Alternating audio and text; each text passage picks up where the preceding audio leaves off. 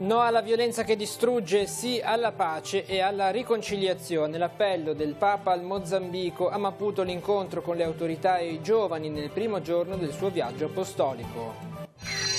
La Beata Brigida Morello ha saputo scorgere la presenza di Dio nella vita di tutti i giorni. Così il Vescovo a Rapallo per la messa celebrata a conclusione del ventennale dalla beatificazione. Debutta nel Tigullio il primo servizio di raccolta dei rifiuti agricoli, lo promuove la cooperativa Olivicoltori Sestresi. Venerdì primo incontro informativo nella sede di Via Aragone a Sesti Levante. Ha compiuto 90 anni la ferrovia Genova-Casella, tre vallate in festa per il collegamento ancora oggi molto utilizzato dagli abitanti dei 4 comuni serviti. Buongiorno ai telespettatori di Tigullio Oggi. No alla violenza che distrugge, sì alla pace e alla riconciliazione. Con il primo discorso è entrato nel vivo il viaggio apostolico di Papa Francesco in Mozambico. A Maputo, incontrando le autorità, il corpo diplomatico e i rappresentanti della società civile, il pontefice ha elogiato il cammino di pace e riconciliazione del paese. La pace è un fiore fragile che sboccia tra le pietre della violenza. Ha detto Francesco, sentiamo. No alla violenza e sì alla pace. A riaffermarlo con forza, citando le parole pronunciate da San Giovanni Paolo II durante la sua visita in Mozambico nel 1988, è stato Papa Francesco che nel primo discorso da Maputo ha elogiato gli sforzi per dare la pace alla nazione da 17 anni al centro di una guerra fratricida. Il coraggio della pace, ha sottolineato il pontefice, un coraggio di alta qualità, non quello della forza bruta e della violenza, ma quello che si attua nella ricerca instancabile del bene comune.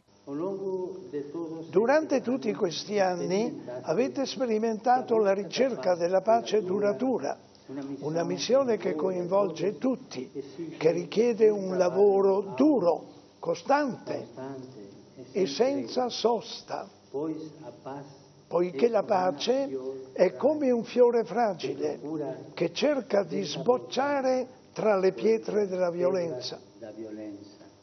La pace, ha proseguito Francesco, che ha incoraggiato a proseguire nel cammino di consolidamento delle istituzioni, ha reso possibile lo sviluppo del Mozambico in diversi settori, promettenti i progressi compiuti nell'istruzione e nella salute. E poi il pontefice ha lanciato un appello affinché i giovani vengano coinvolti nella costruzione della cultura della pace. Una cultura di pace richiede un costante processo nel quale ogni nuova generazione si vede coinvolta. Perciò il percorso deve essere tale da favorire la cultura dell'incontro e da esserne totalmente impregnato. Riconoscere l'altro, stringere legami, gettare ponti. Voi avete una coraggiosa e storica missione da compiere, ha concluso il Papa. Non smettete di impegnarvi finché ci saranno bambini e adolescenti senza istruzione, famiglie senza casa, lavoratori senza occupazione, contadini senza terra.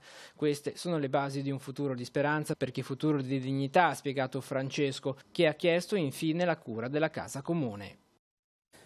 E non lasciate che vi rubino la gioia con queste parole. Il Papa ha salutato la folla di giovani, cattolici ma anche musulmani e indù che lo hanno accolto nel padiglione Max Achene di Maputo con una coreografia di canti e danze e una parola d'ordine scandita a più riprese in portoghese: riconciliazione. Voi giovani camminate con due piedi come gli adulti, ma a differenza di questi che li tengono paralleli ne avete sempre uno davanti all'altro, pronti a partire, a scattare. Questa è la fotografia fatta da Papa Francesco in risposta alle domande dei giovani che hanno scandito l'incontro interreligioso. La gioia di vivere, ha aggiunto, è una delle vostre principali caratteristiche e diventa il migliore antidoto per smentire tutti quelli che vogliono dividere, frammentare o contrapporre. Come si sente in alcune regioni del mondo la mancanza della vostra gioia di vivere. Francesco ha chiesto ai giovani di essere capaci di creare l'amicizia sociale e di non escludere gli anziani. Anche i vostri anziani possono aiutare affinché i vostri sogni e le vostre aspirazioni non inaridiscano, non siano spazzati via dal primo vento di difficoltà o impotenza, ha assicurato Francesco. E il viaggio del pontefice prosegue anche nel pomeriggio alle 16:15. Papa Francesco incontrerà il clero nella cattedrale dell'Immacolata. Anche questo momento sarà possibile viverlo in diretta sul canale 15 di Telepace.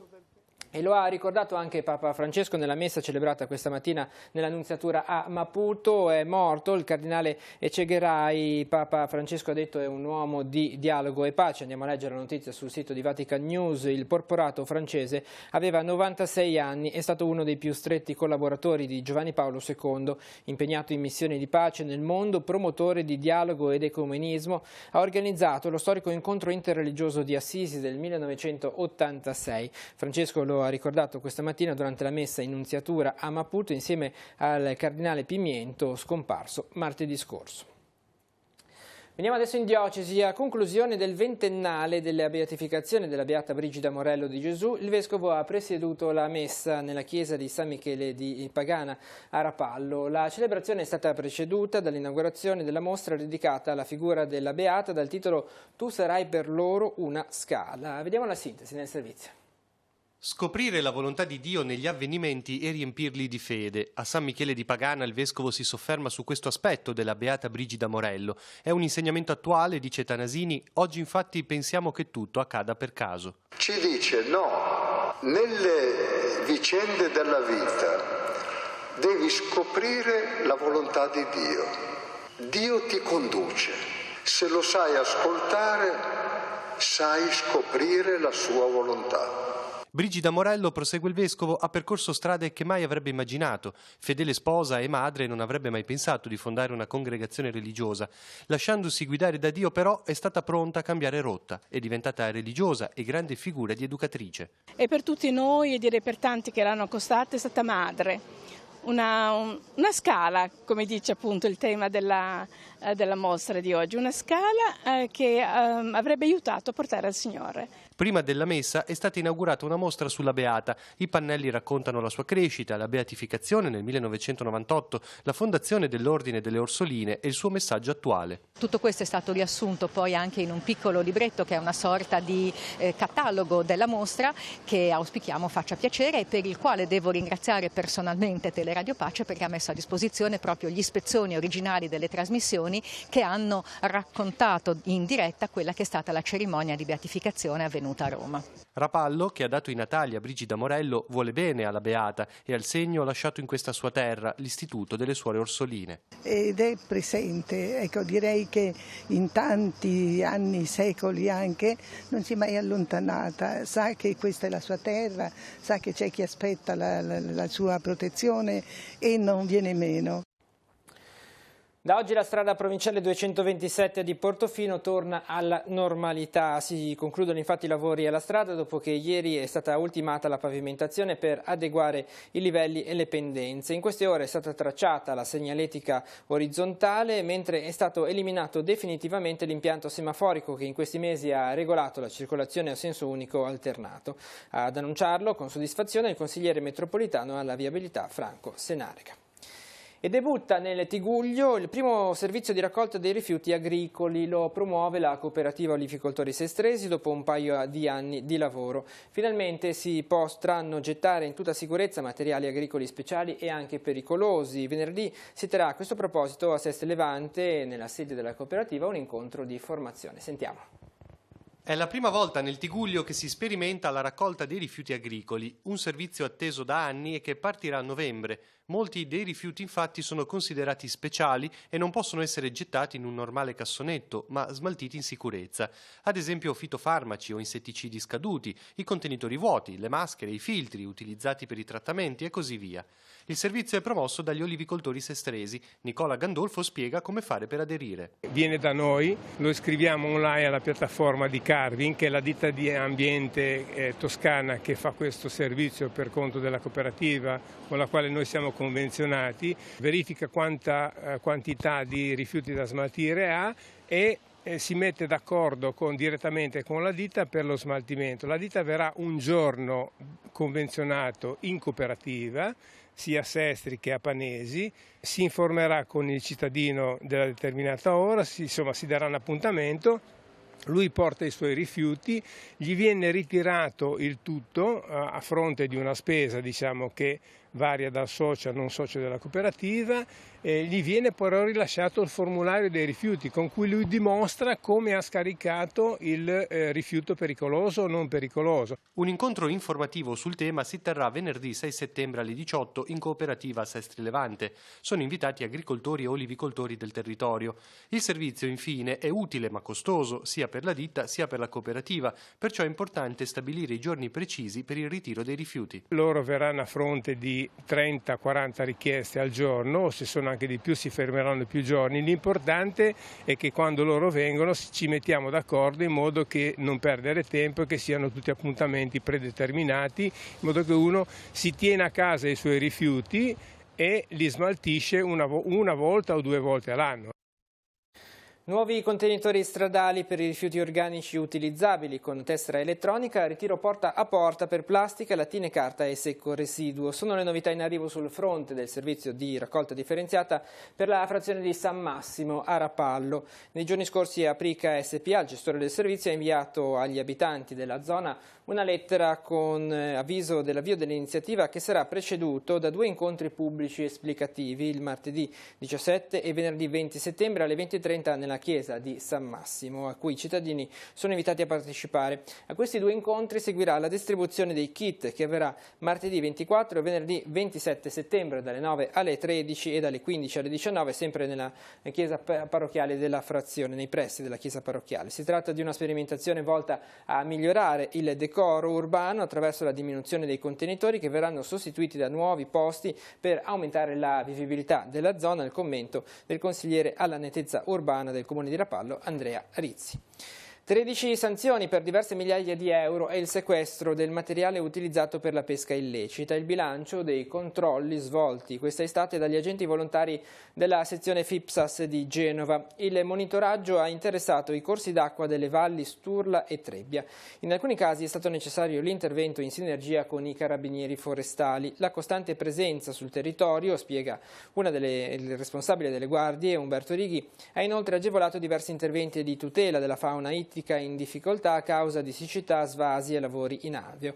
A ottobre, infine, nella sede di Genova avrà inizio il nuovo corso di formazione per diventare volontari di sorveglianza ittica e ambientale in vista di un potenziamento del settore già a partire dal 2020.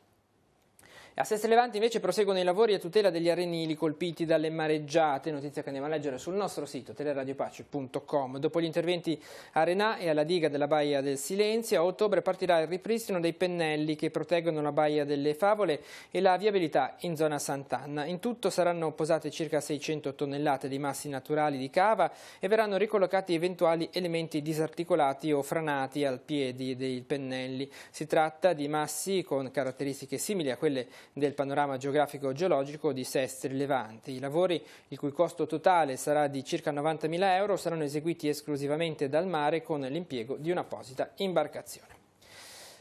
Ora spazio all'economia, parliamo dell'ISEE, l'indicatore che serve a valutare e a confrontare la situazione economica delle famiglie. A partire da quest'anno la dichiarazione sostitutiva unica ha validità fino al 31 dicembre. A ricordarlo l'INPS con una nota pubblicata alcuni giorni fa. I dettagli nella scheda della settimana.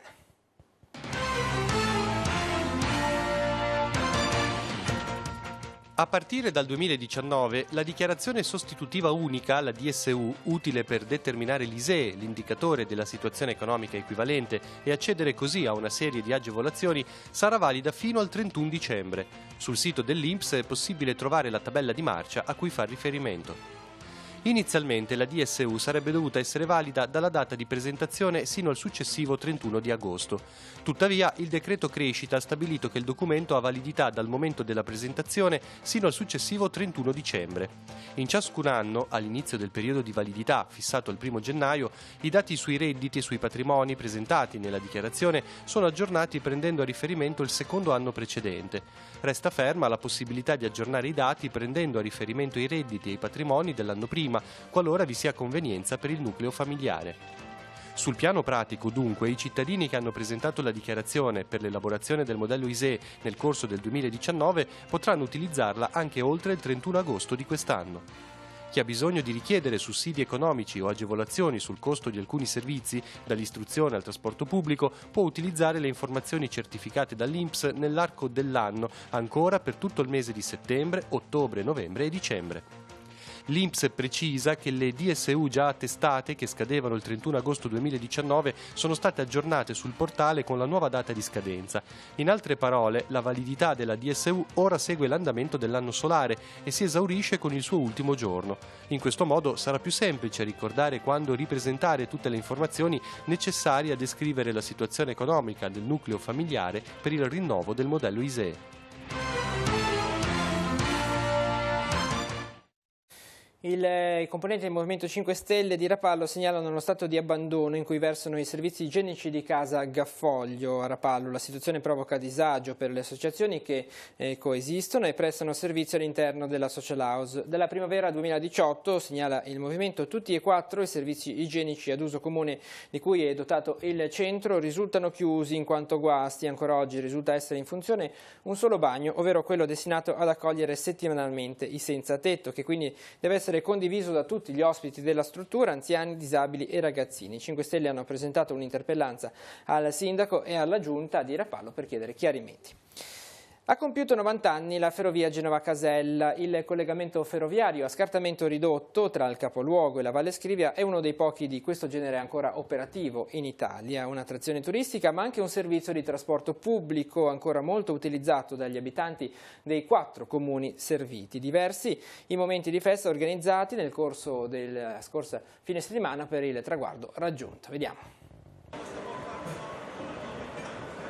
90 anni portati benissimo, sono quelli del trenino di Casella, la ferrovia a scartamento ridotto che dal 1929 collega il cuore di Genova, Piazza Manin, con l'Alta Valle Scrivia. Più di 24 chilometri di strada ferrata che si arrampica sui versanti delle colline di 3 vallate e che attraversa 4 comuni, Genova appunto e poi Sant'Olcese, Serraricò e Casella. Doveva avere un grande sviluppo la ferrovia Genova-Casella, arrivare fino a Piacenza. Purtroppo arrivati a Casella la linea è terminata lì e non è andata oltre. La ferrovia oggi è gestita da AMT e curata dai volontari dell'Associazione Amici della Ferrovia Genova-Casella. 90 anni di storia festeggiati con 1 o 2 giorni in cui si sono rivissuti gli anni d'oro della ferrovia, ormai una delle poche con queste caratteristiche ancora attive in Italia. In questo momento sto dando trazione al treno, quindi ho la leva, diciamo, chiamiamola dell'acceleratore, ecco. Qui il senso di marcia. Questa qua è la frenatura d'aria, questa qua è la leva invece della velocità impostata. Tante le persone che sono salite a bordo nei diversi viaggi organizzati per l'occasione, un intero territorio in festa. L'arrivo del collegamento negli anni 30 cambiò in meglio la vita di un territorio. Prima raggiungere il capoluogo era molto complesso, a bordo delle carrozze del trenino è stato molto più facile. Per questo alla festa per i 90 anni si sono unite tutte le località toccate. Tra queste Costa San Pietro di Pino che domenica prossima, 8 settembre, festeggia il patrono San Terenziano. Qui è stato presentato un libro e allestita una mostra con la storia del trenino. Qui, con una celebrazione eucaristica, è stato ricordato il cardinale Boetto in visita pastorale proprio nei giorni dell'inaugurazione della ferrovia. Quando fu inaugurato il trenino, il cardinale Boetto discese sulla stazione qui sopra il paese e venne in visita pastorale, quindi abbiamo colto questo aggancio per far conoscere un po' la nostra comunità parrocchiale e abbiamo anche pensato di allestire una mostra fotografica che ci ricorda un po' com'era il paese negli anni andati e in particolare anche mostrare la produzione di un sacerdote che è rimasto a Pino per più di 50 anni, che aveva l'hobby della fotografia, quindi molte delle foto che noi vediamo nella mostra sono proprio opera sua. E chi canta, chi sogna e crie, fila o treni, che chi canta, chi sogna e crie, fila o treni.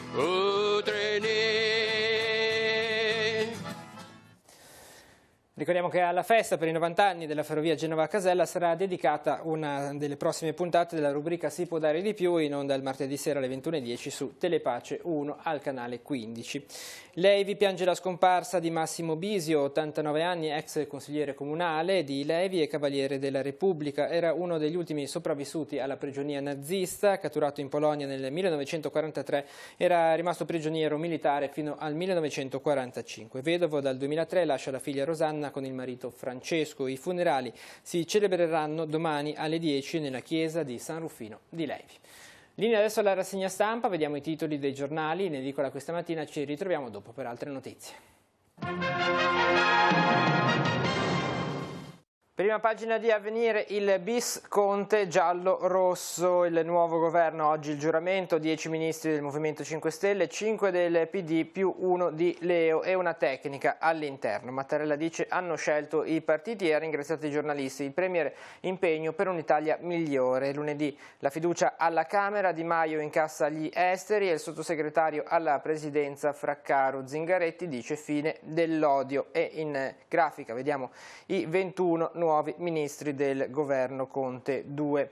Il Papa a Maputo e le suore antitratta, accoglienza festosa in Mozambico, ieri sera la prima tappa con l'arrivo, un tema che ritroviamo all'interno delle pagine di Avvenire. Per il Papa l'entusiasmo dell'Africa, danze, canti e un mare di gente lo hanno accolto a Maputo, tappa inaugurale del viaggio nel continente. Sull'aereo la preghiera per le vittime dell'uragano nelle Bahamas e il dolore per la violenza sulle donne. Passiamo al secolo XIX, tutte le sfide del Conte bis, più apertura all'Europa con la scelta del Ministro del Tesoro e Gentiloni commissario all'Unione Europea. L'unico esponente tecnico al Viminale, molti volti nuovi, è l'esecutivo più giovane di sempre. Nelle pagine del Levante, pronto soccorso, parte l'ampliamento, nuova area per la traumatologia urgente, spazi ricavati nell'ex dipartimento di psichiatria, poi toccherà triage, sala d'attesa pediatrica e zona per donne vittime di violenza. Scappa da casa gettandosi dal balcone, è successo a Rapallo, il ragazzino era in punizione dopo la bocciatura agli esami di riparazione, ha lanciato il materasso e si è buttato, è stato salvato, il 17enne portato in elicottero al San Martino. Dragaggio del Golfo a Rapallo, la Giunta approva il progetto, operazione da 800.000 euro, affidamento dei lavori entro fine settembre. Il Comune non è un miraggio ottenere la bandiera blu la prossima estate.